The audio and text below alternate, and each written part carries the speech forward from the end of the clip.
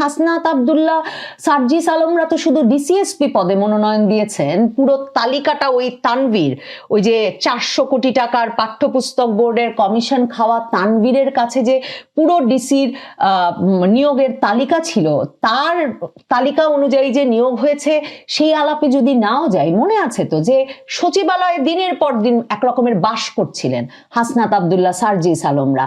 আপনাদের মনে আছে যে আদালতে গিয়ে, উচ্চ আদালতে গিয়ে আপিল বিভাগের এক্ষুনি সকল বিচারপতিদের পদত্যাগ করতে হবে এবং প্রধান বিচারপতি সহ নতুন করে আপিল বিভাগের বিচারপতিদের নিয়োগ করতে হবে। এই প্রধান বিচারপতি সৈয়দ রেফাত আহমেদ তার দায়িত্ব গ্রহণের 1 বছরের মাথায় যে জীবনী ছাপিয়েছেন বিভিন্ন পত্রপত্রিকায়, সেখানে তো লেখা হয়েছে যে তাকে ছাত্র আন্দোলনের নেতারা তাকে এই আপিল বিভাগ তাকে প্রধান বিচারপতির পদে বসিয়েছে। তো হাসনাত আব্দুল্লাহরা তো প্রধান বিচারপতি পর্যন্ত তখন নিয়োগ করেছেন, আপিল বিভাগ, হাইকোর্ট বিভাগ সব তো তাদের ডেডলাইনে তাদের তালিকা অনুযায়ী নিযুক্ত হয়েছে।